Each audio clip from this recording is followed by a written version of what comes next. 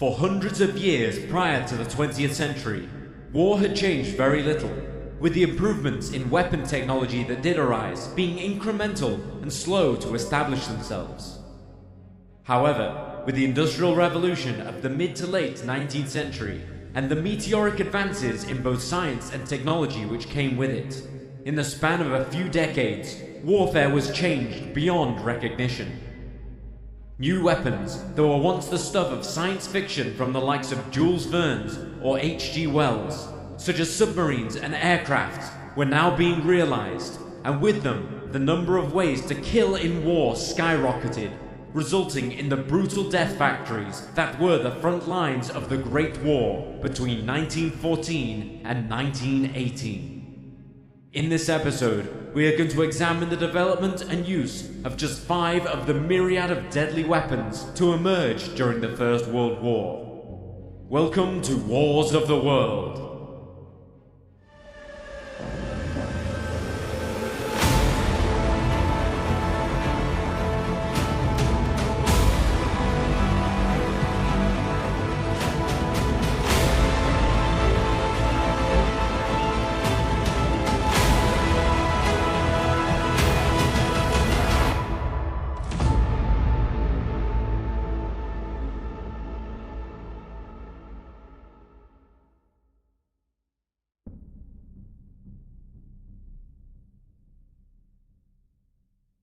March 23rd, 1918. It was 7:18 a.m. when the citizens of the French capital found the early morning rocked by the sound of an explosion within their metropolis. Around 15 minutes later, it was followed by another one, and another, and quickly they came to realize that they were under attack. With the front lines being so far away, eyes naturally turned to the sky in search of German bombers or Zeppelin airships raining down their deadly load. But the skies were clear, yet the city was still being hit.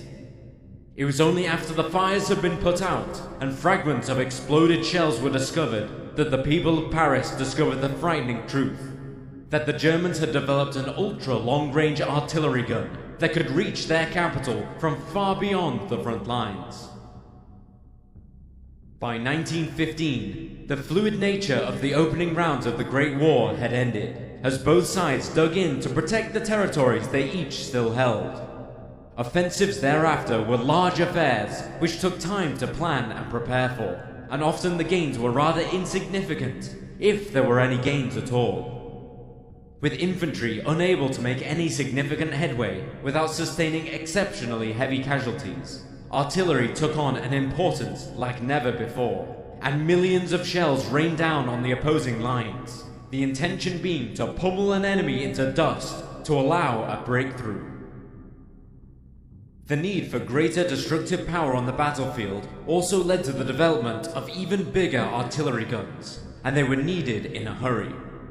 As something of a stopgap, arms manufacturers, such as the German company Krupp, began to repurpose their large naval guns for land use, particularly after the Battle of Jutland on May 31st, 1916, which saw the outnumbered German battle fleet defeated by the British, and the survivors left largely confined to the port for the remainder of the war.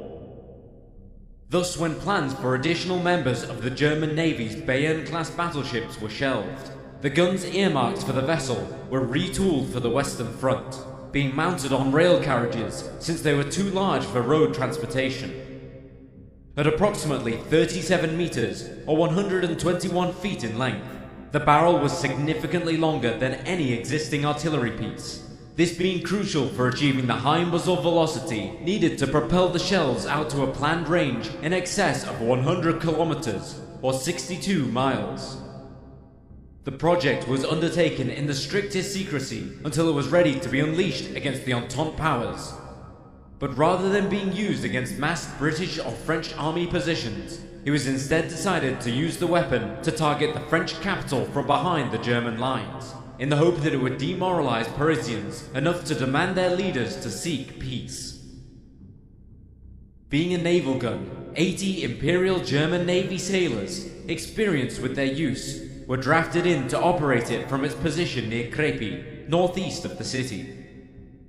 The shells had a range in the region of 120 kilometers, or 75 miles, and took over 3 minutes to reach their target, an age compared to standard artillery of the time. The shell was in flight for so long that the gunners had to take into consideration the rotation of the Earth when aiming, something that required them to use a mathematical formula conceived somewhat ironically by French mathematician Gustave Gaspard Coriolis, who was himself born in Paris in 1792. The gun could fire 65 rounds before its barrel needed replacement, the wear from each 106 kilogram or 234 pound shell being so great that each following round had to be slightly larger in diameter than the last, this being to ensure a proper seal when the shell was loaded. As such, each of the 65 rounds had to be fired in a specific sequence. In total, around 350 shells were fired by the Paris gun during its operational life, its most notable being the shell which hit Saint-Gervais and Saint-Protais Church on Good Friday, causing a roof collapse.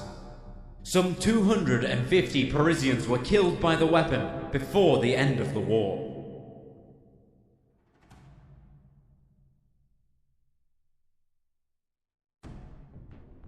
It's hard to imagine just how quickly aircraft technology advanced as a result of the demands of the Great War, when you consider that in the summer of 1914, even the most advanced aircraft were still basically just powered gliders that could barely take a pilot and an observer into the skies. It becomes easier to appreciate when just 4 years later, both sides were fielding the first generation of multi-engined, long-range bombers capable of raining down bombs onto enemy cities hundreds of miles away. Germany had long been a pioneer of large aircraft, known as the Riesenflugzeug, or R-planes, and not wanting to lose out on the new technology, German airship manufacturer Ferdinand von Zeppelin began working on his own long-range aircraft, spurred on by a prize put up by the British newspaper The Daily Mail in 1913. Who offered £10,000, which is approximately £1.4 million, or $1.7 million in 2024's currency, to the first person to fly over the Atlantic Ocean. This research naturally got applied to military aircraft a year later, and by 1917, the Zeppelin Starken Company began work on the R6. While its construction was typical of aircraft at the time, being composed mainly of wood and fabric, the R6's dimensions made it a Goliath of the skies at the time, and was even larger by the standards of the Second World War. A biplane with a wingspan of 138 feet and 5 inches, and a length of 72 feet and 6 inches, it had a top speed of just 84 miles per hour, with an endurance of over 7 hours, although its maximum range was only 497 miles. For reference, a World War II Avro Lancaster was 2 feet shorter in length, while a Boeing B-29 Superfortress had a wingspan just 2 feet longer. The R6 carried a crew of 7 to 9, depending on the requirements of the mission, and included nose, dorsal, and belly defensive gun positions. Some aircraft also had 2 additional gun positions atop the upper wings, manned by the engine mechanics.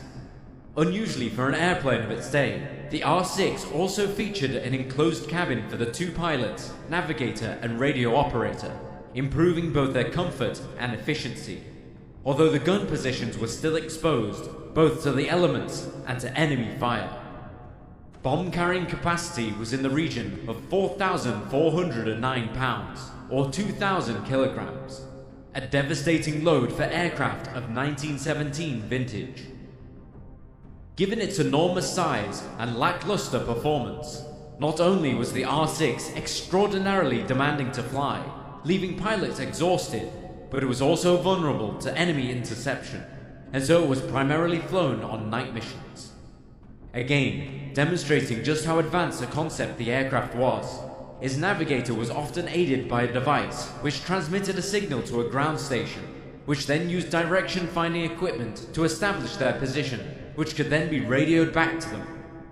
Despite its range, power, and technology, the R6 fortunately played only a token part in the war. Just 56 of them were built, but they carried out raids as far as the British capital of London. Again, eerily predicting what was to come in the next war, meaning that R6's lethality can be found in the groundwork it laid for what was to come.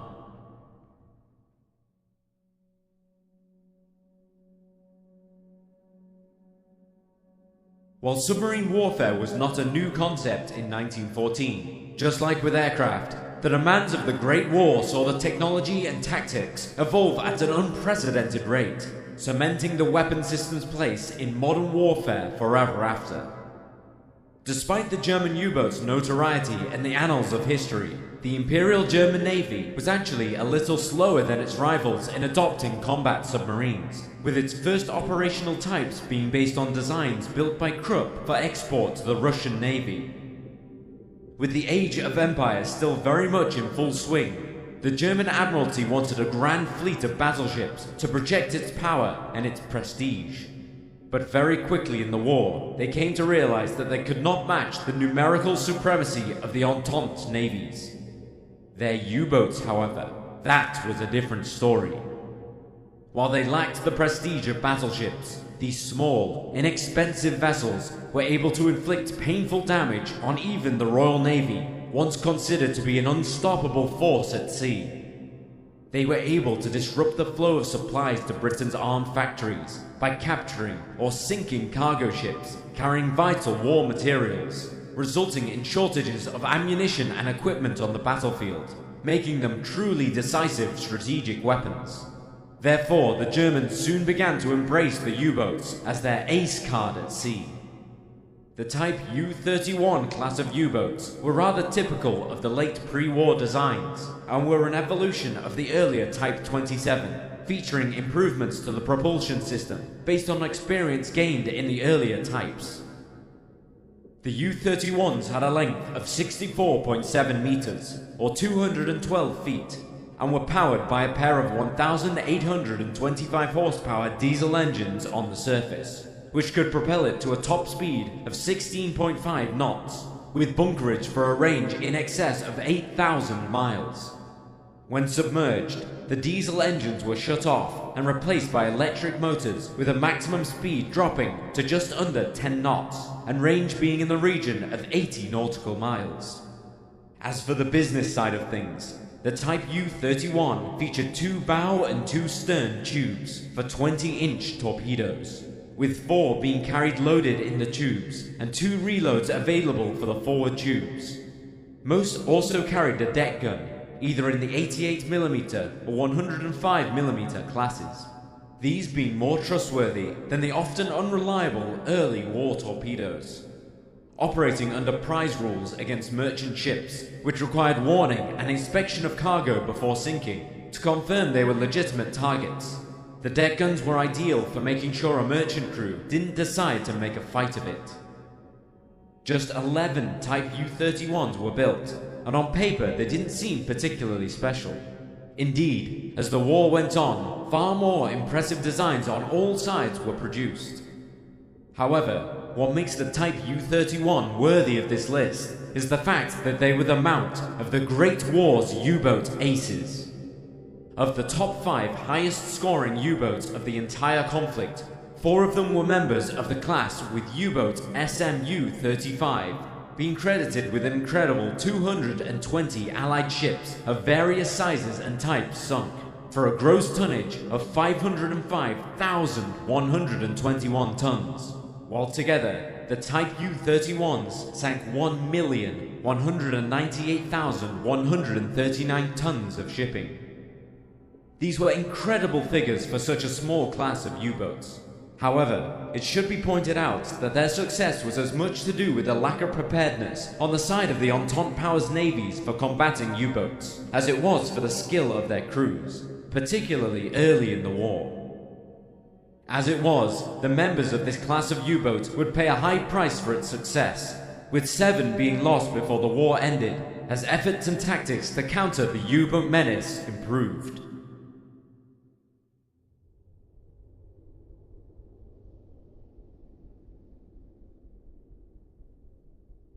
American-born inventor Hiram Maxim was a true entrepreneur of the Industrial Revolution of the late 19th century. From mousetraps to steam-powered pumps, he invented, patented, and put to market his innovations in search of a fortune, and even claimed that he beat Thomas Edison in inventing the light bulb. Then, at the Paris exhibition in 1881, he was told that if he really wanted to make his fortune, he should invent something that allowed Europeans to kill each other, since this was a pastime they seemed to quite enjoy. Although he was not exactly a weaponsmith, he nonetheless put his genius to the task, and after test-firing a rifle, during which the recoil almost knocked him down, he began to contemplate ways that this force could be harnessed in order to increase the rate of fire.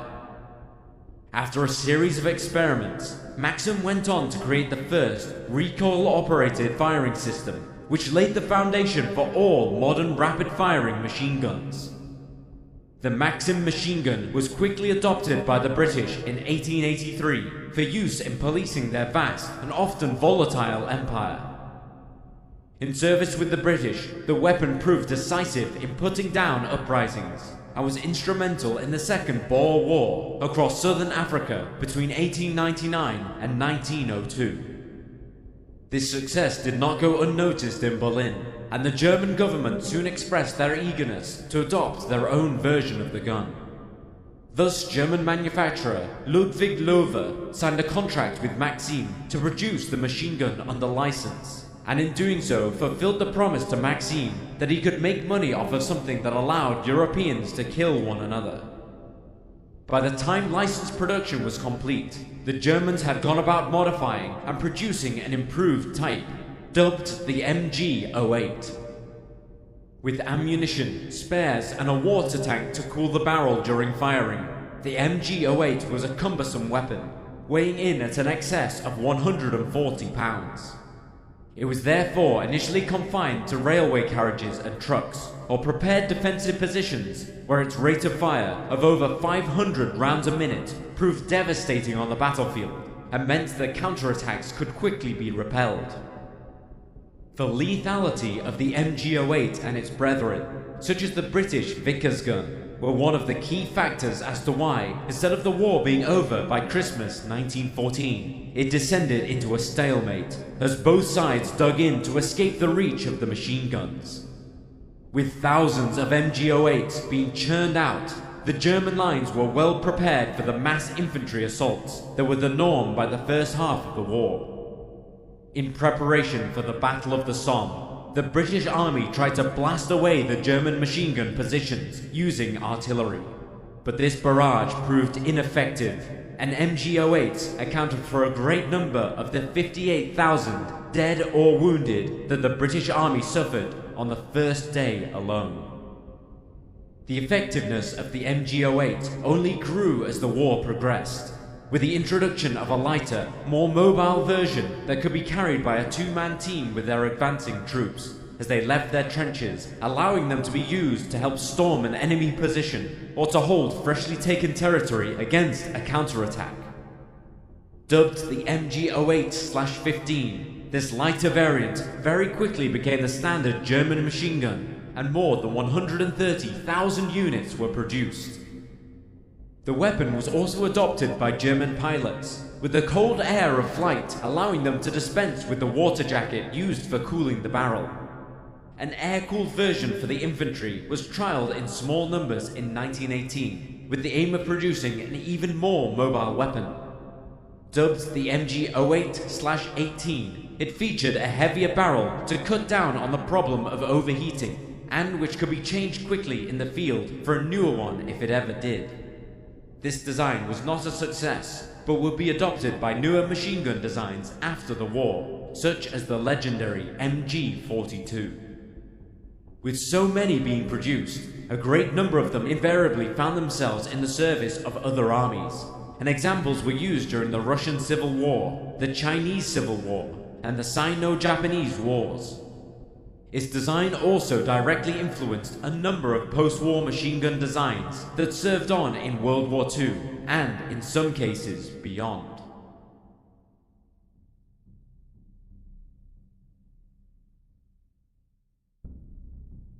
Illinois, USA, 1874. Joseph Glidden was a farmer who raised cattle for the lucrative Chicago meat markets. But he had a problem. In order to contain his beasts, he had to cordon off huge areas of land with wire, it simply not being practical to do so with fences. But the large animals often broke through the wire and wandered off his property, losing him vital revenue and causing problems with his neighbors. While investigating ways to prevent this, he struck upon the idea of incorporating sharp protrusions in the length of the wire, these being created with two strands of intertwined wire connected at regular intervals by sharp barbs of twisted metal points. The idea was simple enough. If the cow brushed against the wire, then it would get a sharp poke to discourage it from applying any more pressure. If the cow continued pushing against the barb, then its skin could be cut, and the pain would naturally force it to retreat. Glidden's barbed wire revolutionized the cattle industry in the United States and beyond. But he couldn't have known then that his innovation would bring so much misery and suffering to millions of men over 40 years later. It may not have been the most advanced weapon on this list, but the effectiveness of barbed wire during the First World War cannot be understated. It was cheap to produce, yet brutally effective in stalling or even stopping an enemy attack, and along with machine gun and artillery, was one of the key factors in creating the stalemate that defined the fighting of World War I. Barbed wire not only blocked the path of the infantry, but also created cuts in soldiers' flesh, which, in the poor hygiene of the battlefield, could result in disease taking hold, taking the soldier out of the fight, even if he survived his encounter during the battle. Again though, barbed wire as a weapon was not a new concept in 1914, with British Army manuals giving instruction on how to best lay it out to defend a position as early as 1888.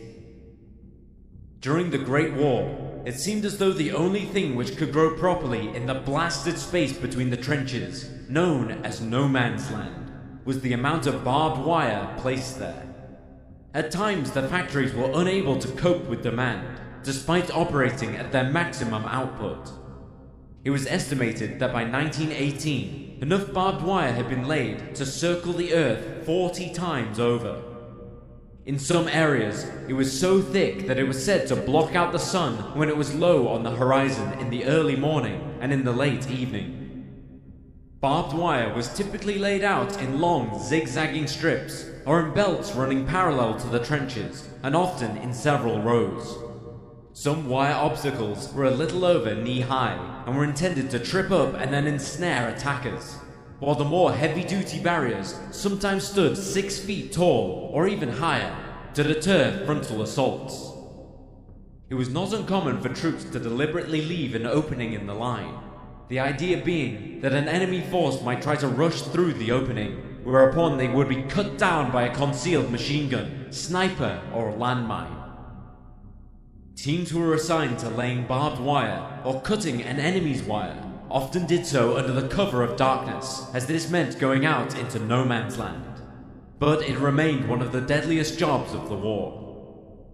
Artillery fire was frequently used to try to destroy the barbed wire obstacles, but the results were often mixed, and by the middle of the war, a set of wire cutters became a standard piece of equipment to a soldier, just as essential as their boots.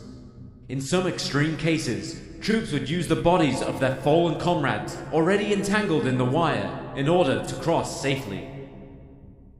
It was not until the arrival of the tank that barbed wire lost much of its effectiveness, as these steel behemoths mowed through the enemy's line, opening a hole for the infantry to follow.